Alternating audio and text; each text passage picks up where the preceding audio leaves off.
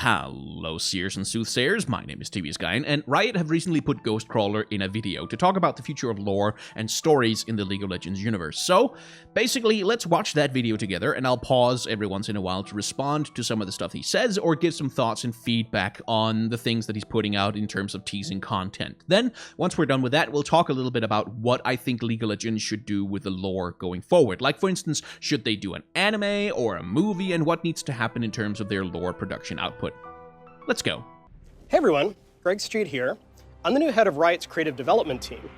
We focus on building out the world of Runeterra, not just in League of Legends, but by telling stories outside the game through writing, comics, videos, music, and more. So let's talk about Ghostcrawler there for just a second. Now, Ghostcrawler used to be on the balance team in League of Legends, and before that he worked for Blizzard for quite a long time, doing a heck of a lot of work for World of Warcraft. Now, he's someone who has a track record of being able to get stuff done. That he's someone who has a track record of like putting teams together, executing on concepts and projects, and then bringing them to actual delivery to the players. Now, whether you always like the things that he delivers to the players is another matter, and the man has certainly attracted his share of what I'll call feedback over the years, but he is someone who is, like, if he is in charge of actually starting to really do a push for developing the lore in League of Legends in 2019, well, there are worse people you could put in charge of that kind of thing.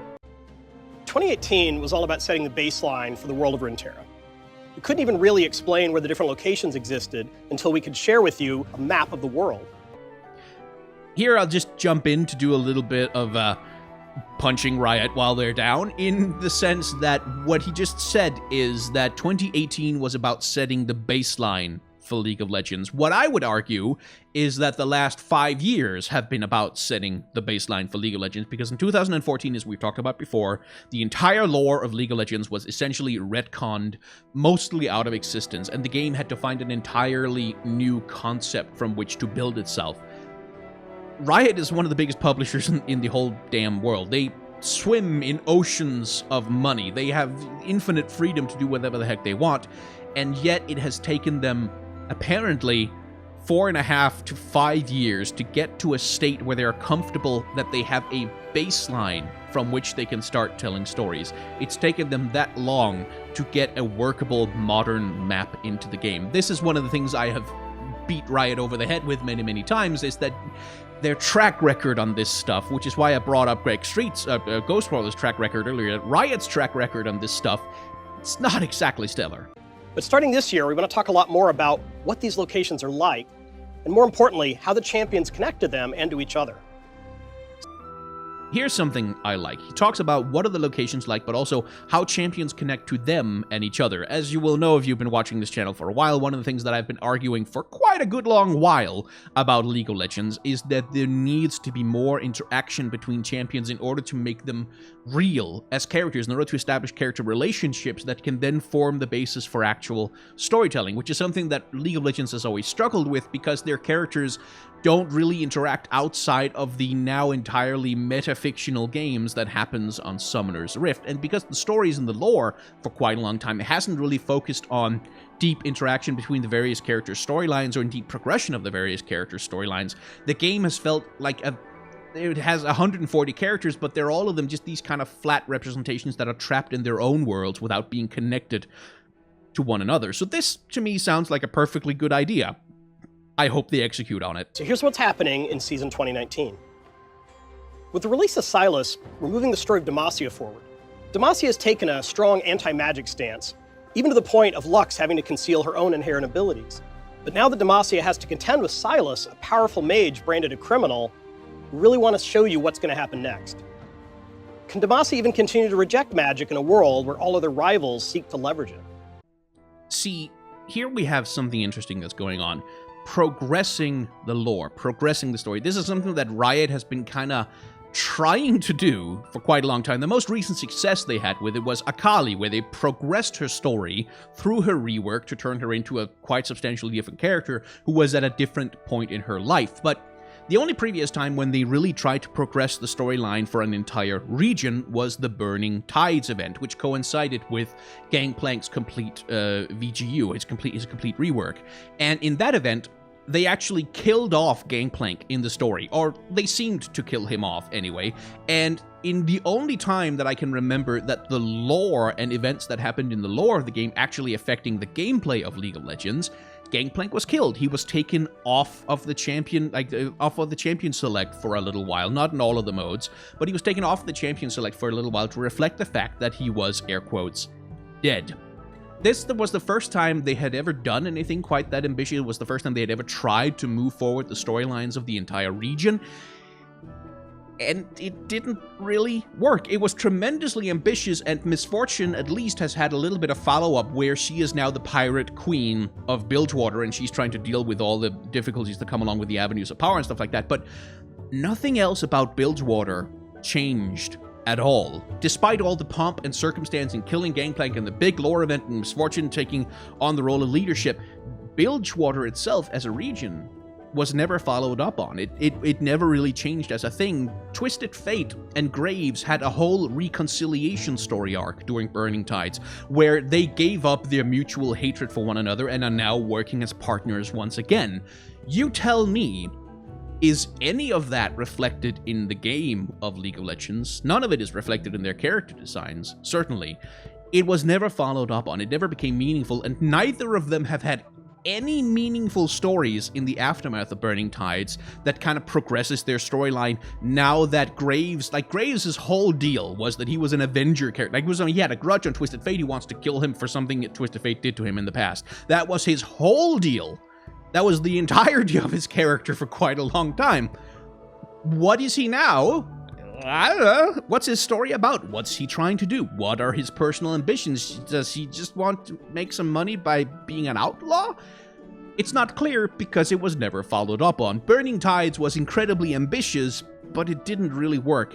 It sounds like with the advent of Sylas, and with the introduction of Sylas and his storyline with Lux, and indeed Lux and Garen's storylines together, which is something that he'll touch on a little bit later, some more, that we're getting another attempt at that kind of thing. Now, whether the in-game lore events will have any meaningful impact on the gameplay of League of Legends, on the game of League, like, will Garen get a new base costume to reflect something that's going to happen in the story between him and Lux? Is Lux going to have some kind of ability change because she learns to control her powers differently because she interacts with Sylas?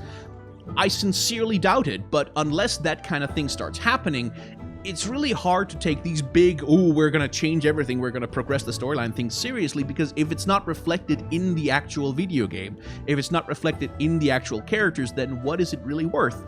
It's the same problem we had with Varys, where they did this whole thing of, oh no, Varys is now, he's a Darkin, and he's not just one person with a bow, he's actually a Gestalt entity. He's Varys the Darkin, but then he's also like the body of this Ionian hunter who was thrown into the well where Varys' bow was trapped, and then he's also the spirit of that hunter's lover who is sort of possessing the body at the same time, and they're all struggling for control in this titanic battle, but none of it is reflected in game. Varys' base model didn't change, his animations didn't change, he didn't gain anything new, there were no new voice lines, there was no new character design changes at all. It was just a thing they said that they had made this change in the lore, but the lore didn't seem to have any impact whatsoever on the video game. And that's the thing I'm curious about, is this Demacian lore event meant to be, holy crap, things in Demacia are actually changing. Jarvan IV has given up the mantle of kingship, and now he's just a commoner, or he's changing his armor from gold and no more crowns, he's just walking around.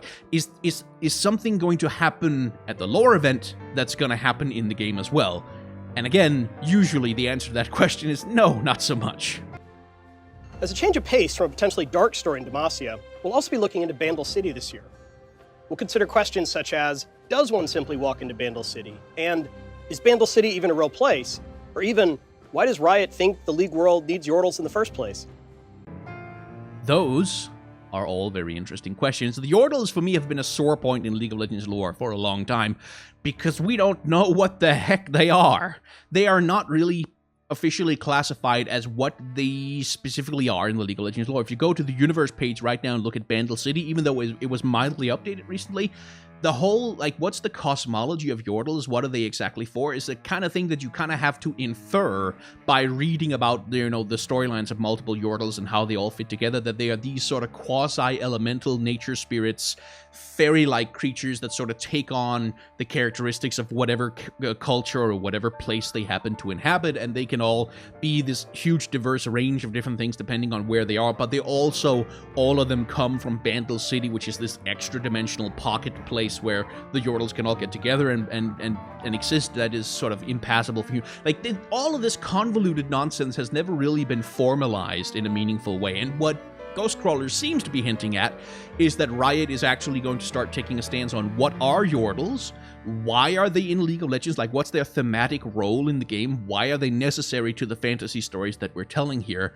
and then they're finally going to give us some details about what the heck Bandle City is even supposed to be now. It used to be its own region, it still is, kind of, sort of, maybe, not really. Is Bandle City going to have storylines, or is it going to be this unchangeable pocket dimension where nothing ever really happens, and that's why Yordles go out into the world, because they crave experiencing change? I don't know. Who the heck knows?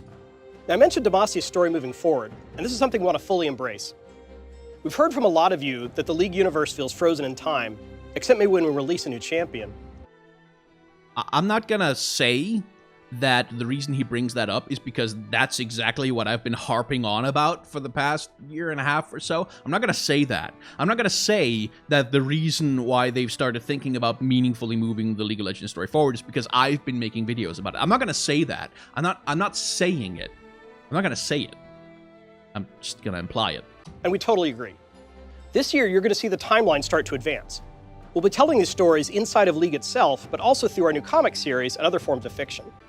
So, what he said there, we'll be telling these stories of advancing storylines inside of League of Legends itself. This is why I harped on so much about burning tides and things not changing in the video game, because that's always been the big tension. That's always been the big question at the heart of League of Legends in terms of its lore development is, can the lore ever supersede the gameplay? Can you write a story, for example, where Garen confronts Lux, and it's finally this moment where he's forced to choose between his love of his family and his sister or his duty to Demacia, which is to kill renegade mages, and does he have a crisis of faith? Like, does he reach this dark night of the soul where he doesn't know what the right thing is to do? His sense of justice is completely left and tattered. He has this massive low point in his life. If you write a story like that, would that be reflected in the game with something like, for instance, he loses access to his ultimate, or it's severely nerfed because his ultimate is Justice of Demacia? He calls upon the Justice of Demacia in order to smite people he considers villains, but because his sense of justice is weakened and his sense of right and wrong is thrown into disarray, he can't use it anymore?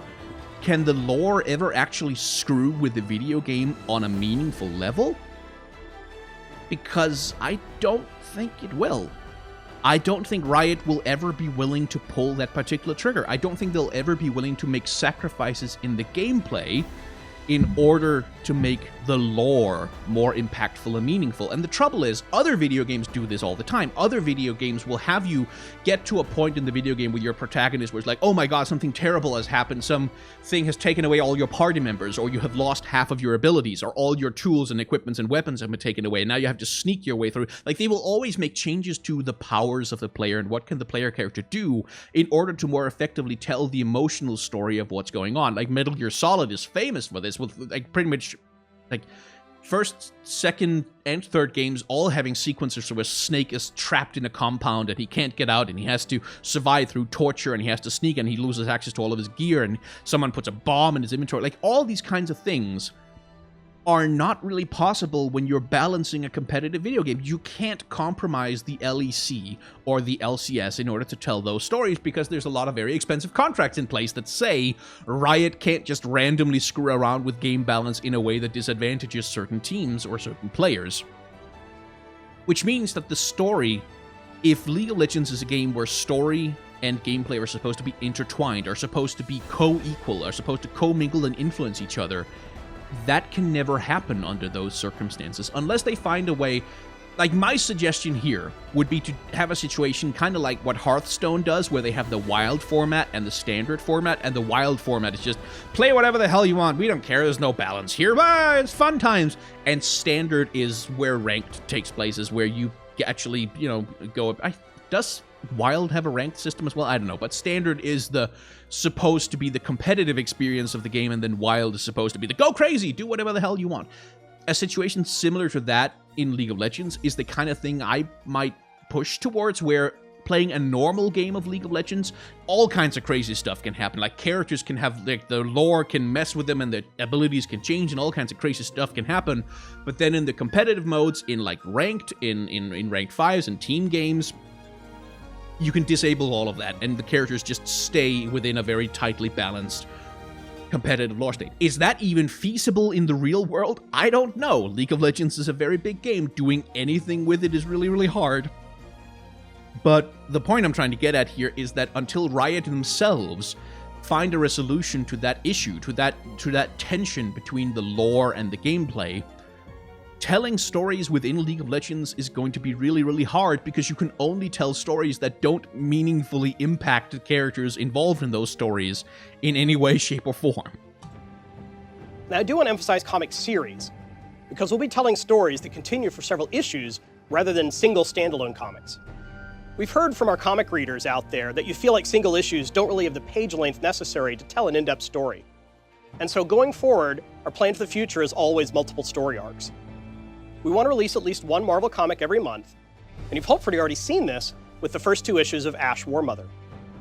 Later this year, we'll be exploring the relationships between Lux and Garen through a 5-issue Lux series, followed in the tail end of the year with a series that follows Zed as he hunts down one of Ionia's deadliest assassins. So Zed is obviously going to be fighting Jin in that one, and I think what they're teasing there is some designs from the comic itself, where Zed's character design is clearly not quite the same as it is in-game right now, which I'm quite curious about. And that was also, by the way, the reason why I was bringing up Lux and Garen. Like, could something happen to Garen in the lore of the League of Legends, in the lore of these Lux comics, that actually influences how he plays in the game? I'm not so sure, and certainly that's been the case with Ash Warmother, which is a really nice comic series that I quite enjoy. I should really review the second issue at some point in the future before the next one comes out. But it has changed nothing about Ash as a character. It has only explained how she got to where she is now, but in terms of actually meaningfully changing who she is as a character, that hasn't really happened, because again, no new voice lines, no new costume, no new anything, no new abilities, nothing like that. So I am excited to see these new comics. I'm always excited to see good comics being made and artists being paid to make them and stuff like that, but I'm not sure I'm super excited for them as part of the League of Legends universe. We're also excited to announce that one of the main goals of this year is to release both physical and digital books. We'll be starting with a novella focused on Demacia, and we'll continue to create new content throughout 2019 that we're really excited to share with you. So, they're pushing pretty hard, like he said previously, on the Demacia angle. We've got comics, we've got Silas with the lore event that's going to be told in game, and we've got a League of Legends novella coming out, a book, finally. Now, this is something that I've always kind of wondered why Riot weren't much farther ahead on that than they actually are, because like companies like Blizzard and even like shitty video games like I think Call of Duty and a lot of the Warhammer games have had books released as tie-ins to the video games that were being put out, where they essentially go out and they contract some kind of writer who has a relatively decent track record and tell them, hey, write a book within this lore universe with these characters. We're going to look over your shoulder and have editorial control, but otherwise just tell a story that doesn't mess too much with the canon of the game that we're doing otherwise. Which seems like such a perfect type of content for League of Legends, specifically because that kind of content can be safely held at a distance from the video game itself. Like, oh, this is not really super canon to League of Legends. It's a book that's being published as another thing. It's part of the lore, but separate, kind of like Star Wars with its expanded universe, where it's like you don't expect a lot of the expanded universe to ever show up in a mainline Star Wars movie. That kind of stuff. The word he uses here is a novella, which I don't know exactly how Americans use that word, but generally when you talk about a novel, then you're talking about, your 300 pages thing that, properly wrapped and stuff. Where you're talking about novella, those are pretty short. That's more like an extended short story, which seems like Riot are kind of dipping their toe into the waters here, that they're not really willing to commit to actually commissioning a full novel, even though it would sell like gangbusters, and they're commissioning instead a novella. Which, again, because this is a thing that's been so tried and true and proven in video game lore development for so long, it's really weird that Riot seems so hesitant to actually jump into this one. We'd love to use this type of writing to dive deep into the complex events and relationships between Runeterra and its champions. Finally, let's talk about alternative universes. In the past, Riot has focused most of our storytelling efforts on the core universe of League of Legends. I'm just being petty here, and I have some objections to that characterization of how Riot has been focusing their resources, because from my perspective, they've been putting at least as much, if not more, effort into developing stuff like Star Guardians, Odyssey, the project skins, all of that, like even the mecha skins, all of that stuff outside of the main narrative of League of Legends has gotten a lot of attention over the last few years, and has made, I think, much more meaningful progress when it comes to storytelling than the main universe of League of Legends has. This is just me being petty. It's not really a meaningful criticism of what Ghostcrawler is saying. I'm just being petty. However, as our alternative universes, things like Project, Star Guardian, and most recently KDA, have gotten bigger and deeper, we've heard a lot of demand from you all to flesh out and tell new stories in these worlds as well. What do you mean? Again, Riot has a certain way of talking about their decisions to make content where it's like, oh, we have heard that you would like more content like the moment a Star Guardian anything was ever, like Star Guardian Lux, the moment she was announced, people started screaming for an anime or a manga or just bloody anything else to explore, like the magical girl universe of League of Legends. When the rest of the Star Guardians line of skins were released, people were screaming, like, it was like, good lord, we hang out with League fans, like, no, there's never been someone who said like, oh no, I don't want them to make an anime out of the Star Guardian skin. Like, that's always been, like, it's not, how have you only just heard this? How are you talking like, hey, we've heard that you want this thing? Really? You have become aware of that, have you? We only painted it on a billboard and put it outside of your house. I'm so glad you heard us. That's not really a criticism of Ghostcrawler. He's giving me a disapproving look right now, and it's justified, because this is not a criticism of him. It's a criticism of how they talk. They talk as though they've only just realized, oh, if we had realized this sooner, then we would certainly have started working on it before, but now that we know about it, we're gonna put some effort into it. I just feel bitter about that kind of thing. That's just me. Now, the core League universe will always be our primary focus. Will it? Will it really? I'm starting to get really salty here, which is not fair to Ghostcrawler. It's not his fault. But the core League of Legends universe will always be your focus. Okay. All right, I'm just going to let it slide. It won't be our only focus, so look forward to stories set in the alt universes soon. So in Season 2019, you can look forward to more stories that shape Runeterra and progress its stories in a bunch of different forms of media. Again, I really like the sound of this, but unless Riot can manage to resolve that tension of how much can the stories actually do in relationship to the gameplay, will the story of League of Legends and the gameplay of League of Legends be intertwined, or will they be separate things? Unless they can resolve that, unless they can definitively take a stance on that, I have trouble seeing how this project could be successful. We're excited to share the stories we have in the works, while also opening the doors of Runeterra to whole new audiences. And honestly, this is just the beginning. We really can't wait for you to see what we've been working on. Thanks. Well, you're very welcome, Greg.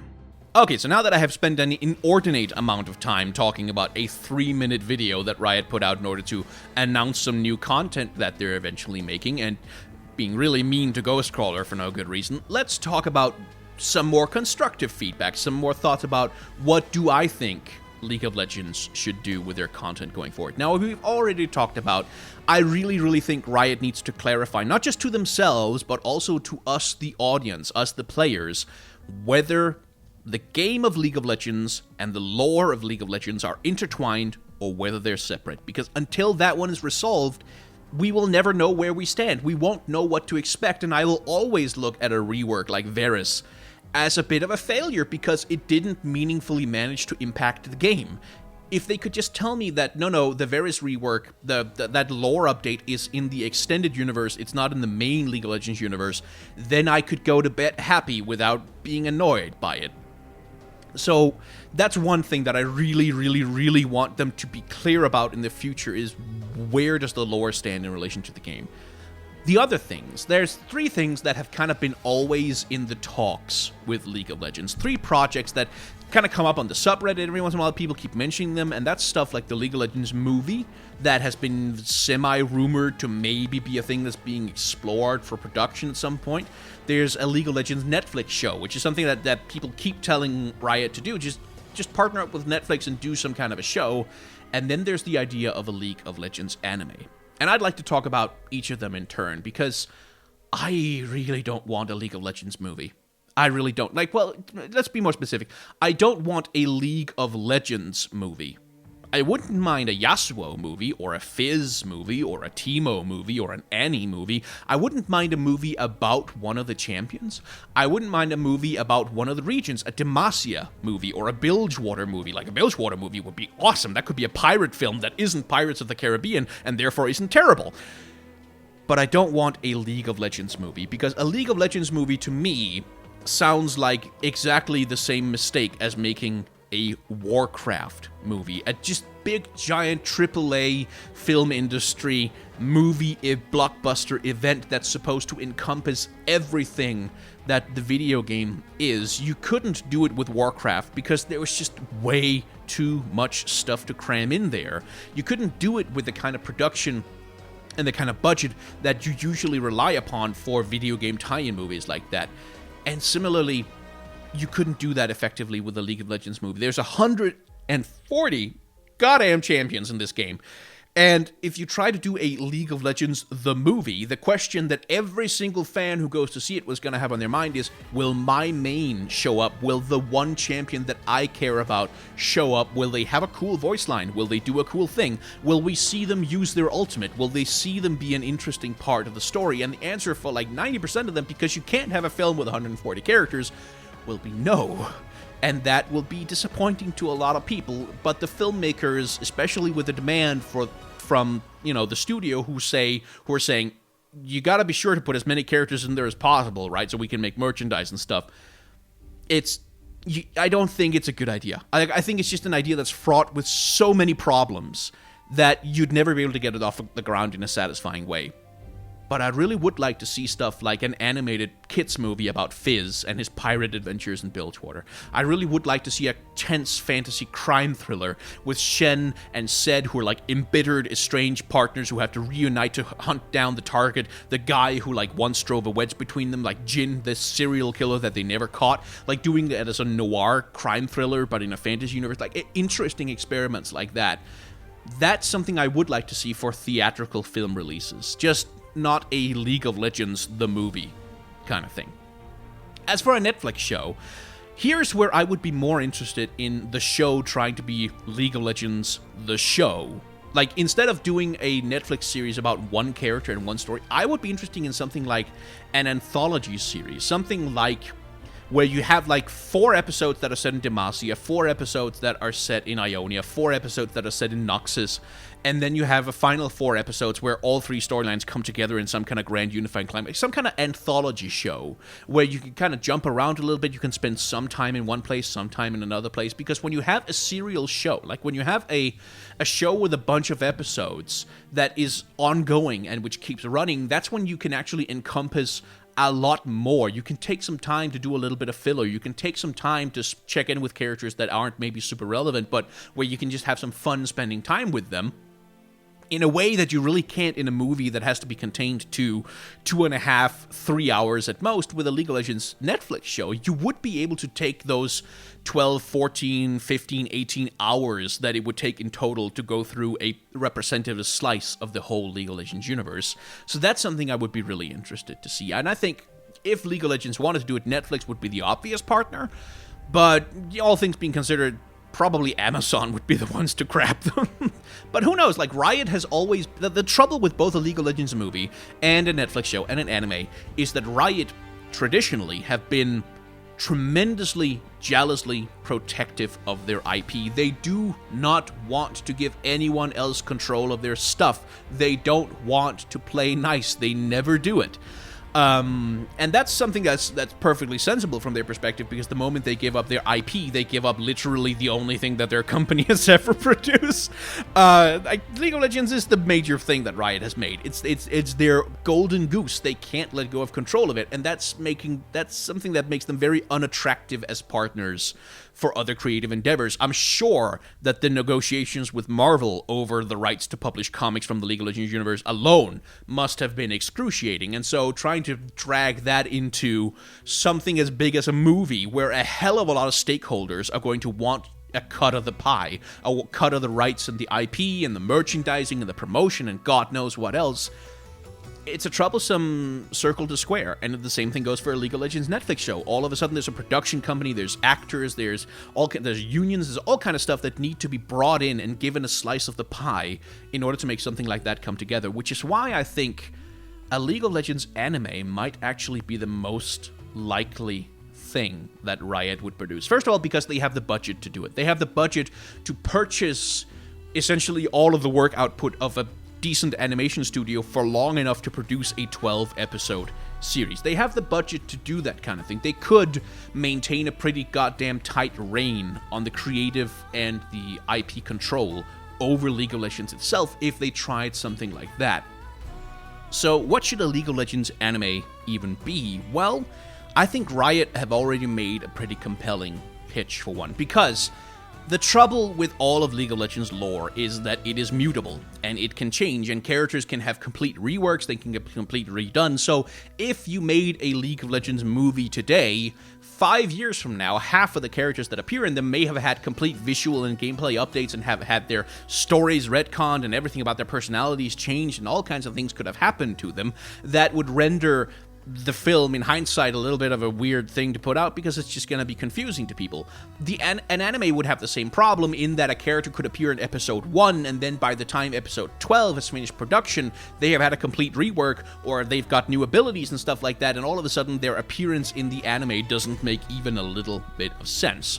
Which is why I think Riot made a pretty compelling pitch for an anime when they released the Season 2019 A New Journey animated short, which is, in everything but name, an anime intro for a League of Legends anime that has not been produced yet, where instead of focusing on the internal lore events of League of Legends and Runeterra and the universe and all that stuff, they focus on League of Legends, the game, as a video game, and essentially create a League of Legends sports anime, or a League of Legends slice of life high school comedy anime, where you have a central unifying activity that all the characters get together around, and that allows them to bounce their personalities off each other. You can have all kinds of storylines, something like Eurocamp or K-On! Or Haikyuu, but instead of being about camping or music or volleyball, it's about playing League of Legends with your friends. That would both insulate that particular anime from being subject to all of the many changes that are happening in the League of Legends lore universe, but it would also make it an absolutely amazing commercial for why people should be playing more League of Legends, and that seems certainly to be something that Riot are investing in a little bit more recently. They have been making a lot of outreach towards bringing new players into the game. Or alternatively, they could just make the goddamn Star Guardians anime. Just do it, right? Just do it already. Just give us a goddamn Star Guardians anime, you Hey, thank you very much for watching. As usual, this turned out to be a lot longer than I intended, or even wanted and hoped for, but nonetheless, I apparently had a lot of stuff to say about that 4-minute video that Riot put out with Ghostcrawler in it, talking about some content that they were making. But if you have enjoyed this video, if you've liked it, then you can hit the like button down below. That's very helpful for the algorithm or something. Heck if I know. You can also subscribe to the channel, in which case you have a decent chance of seeing new videos, and you can hit the bell icon and you will have a substantially more decent chance of seeing new videos from this channel. If you want to, and if you are able to, then this channel is run primarily through support from Patreon. It helps me buy clothes and put food on the table and pay my rent. So if you want to help out with that, you can head on over to Patreon and just some rewards and stuff over there. And if you have $1 that you don't need, then I genuinely, even $1 helps me out a lot more than you would think. If you're not willing to do the recurring subscription kind of thing, then you can head on over to Coffee with the link down in the description. You can give me a little tip instead, like a one-time thing to say, hey, good job with this particular video, dude, without committing to you know, paying money every month for stuff that you might not be interested in watching. Whether or not you want to do any of that, though, thank you very much for watching the video this far. Now, if you haven't enjoyed this video, well, of course, that is completely fair. There is the possibility that you might be able to click a dislike button in the future. Like, I'm not denying the possibility or non-possibility of there possibly being or not being, or the there-ness or there beingness of a dislike button being present somewhere in the code of a website on the internet, which may or may not be YouTube. I mean, I don't know. I'm not here to tell you what the reality is. I'm just saying that if there is a dislike button that may exist at some point in space or in time, then you could click it, and it is entirely possible that that click would register a dislike in this analytics and stats of my video, which will tell YouTube that you don't want to watch more videos like this, but it could also just tell YouTube absolutely nothing because stats are meaningless. YouTube doesn't work. We're all victims of a broken system. I'm trapped in here. I'm trapped and I'm dying. Would someone please help me? Thank you very much for watching.